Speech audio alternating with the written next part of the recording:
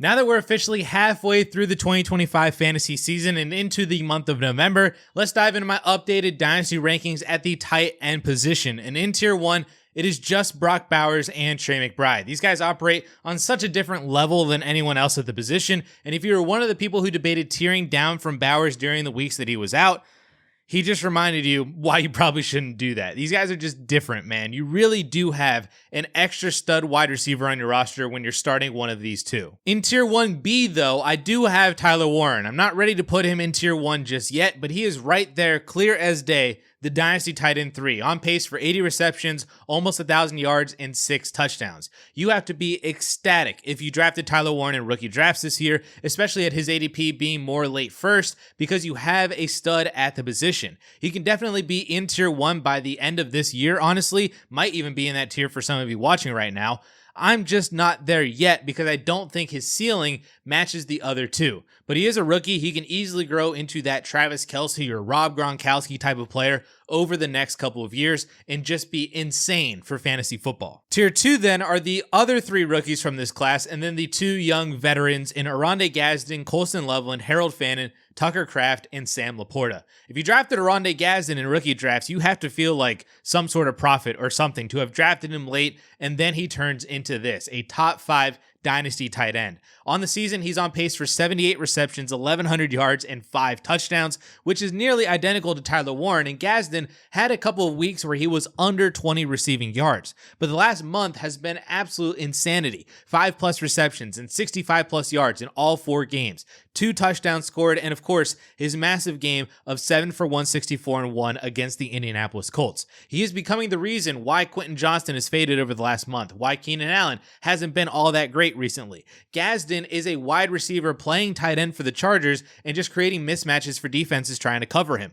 Maybe me having him at tight end 4 is just my personal bias of having called my shot and hit on Oronde Gadsden from pre-draft and rookie season, but man, the production and ceiling are certainly there to back up this ranking too. Colston Loveland is here in the top 5 based on his pedigree as a top 10 overall pick who dealt with some injuries, but then has seen his role and usage grow over the last few weeks, culminating in his big game against the Bengals of 6 for 118 and 2. He feels similar to Gadsden in that he should have a high weekly floor and ceiling combo based on the type of player that he is and how his team should be using him. But I give the nod to Oronde Gadsden just simply because I like Justin Herbert more than I like Caleb Williams. Simple as that. Harold Fannin being here at tight end 6 is a slight bump in my rankings versus his tight end 8 ranking on Keep Trade Cut, but what is there not to like about Harold Fannin right now? He's on pace for 80 receptions, 750 yards, and 4 touchdowns, so the yardage isn't there like it is for Warren and Gadsden, and even really compared to Loveland's ceiling, but 110 targets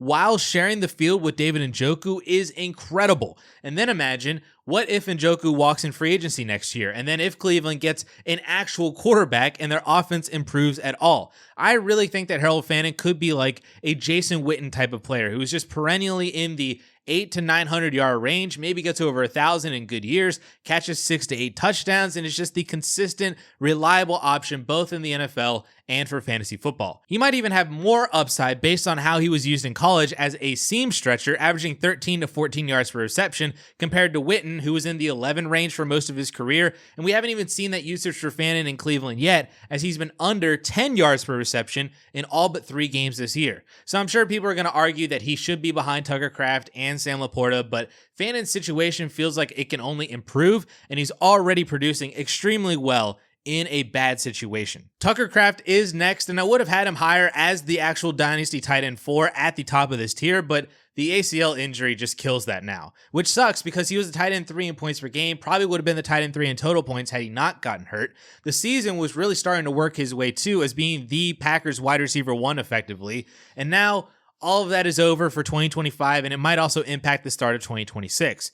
Then we also have to wonder, what do the Packers do in the offseason at wide receiver? Do they try to add another guy to actually be their wide receiver 1? Do they just re-sign Romeo Doubs and call it a day? Or what else do they try to do? And depending on what they do there, could also impact Kraft's target share when he returns from injury. But you cannot deny the talent is there, the upside is there, the targets potentially are still there, as we all saw this year. It just, what is he after the ACL injury? And then there's Sam Laporta, who pretty much is who he is at this point. Some weeks he's going to be really good for fantasy, and others he's not going to be because the Lions don't really need him. Everybody knows this. But because of his age and because those spike weeks happen at least 50% of the time, if not more, and they're also really good spike weeks of like 16 PPR points or better, he has to be here at tight end 8. Tier 3 is a really easy tier then. It is just George Kittle. And while the injury to himself and then Brock Purdy's injury have really derailed his season this year, Kittle is still that stud tight end even at 32 years old. And the best part for Kittle is the extension that he signed, keeping him tied to the Niners through 2029, though he could be cut after 2027. So it's effectively a 2-year deal with 2 team options if he's still producing.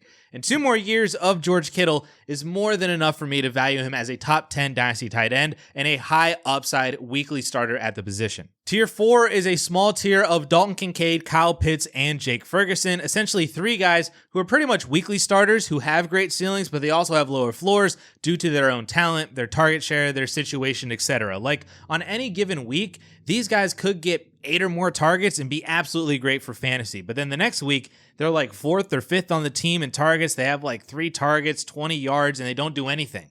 But they're good right now, and I still think they have the upside to be in tier 2 if they were to start producing better or more consistently. Tier 5 is all of the old guys who are still productive enough to be possible weekly starters, but I do have a small break in this tier where it goes Travis Kelce in tier 5A, and then Goddard, Juwan Johnson, Mark Andrews, Hawkinson, David Njoku, Hunter Henry, and Zach Ertz in tier 5B. The reason being, it is still Travis Kelce. I mean, he may be 36 years old, possibly retiring at the end of the year, and Rashee Rice is back, but none of that has really mattered because he's still a top 5 tight end in fantasy and a top 8 tight end in points per game right now.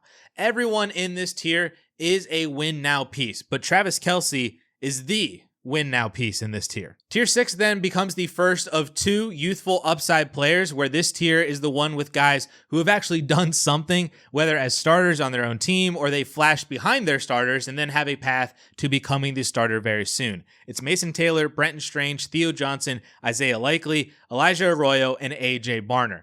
We just need to see more from these guys. Honestly, every single one of these players have the upside to be in the top 10, to get into that tier 4 with Kincaid and Pitts and Ferguson, but we just need to see more. Mason Taylor's offense sucks, but he has flashed well as the second option on the team behind Garrett Wilson. Brenton Strange had solid production earlier this year, but then got hurt.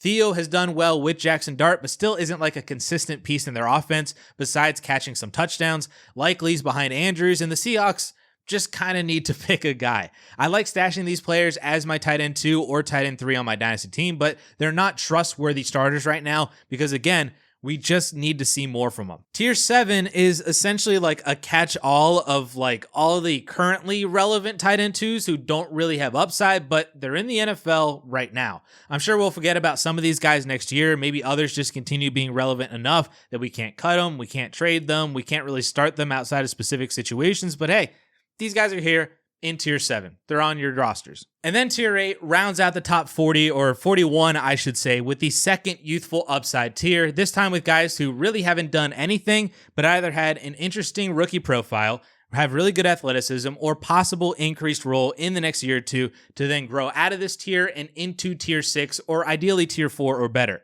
I love stashing all these guys on my dynasty roster, especially Michael Mayer and Ben Sinnott, because their rookie profiles were incredible and they're just stuck as tight end 2s right now. But man, I definitely think they would both be tier 2 players as potential top 5 dynasty tight ends if they actually got a starting job. But that will wrap up my updated top 40 dynasty tight end rankings at the beginning of November, halfway through the 2025 season. I will be running through another rankings update in January at the end of the year, so we'll see who rises and falls from now until then. I appreciate everybody for watching this video, and I will catch you guys in the next video.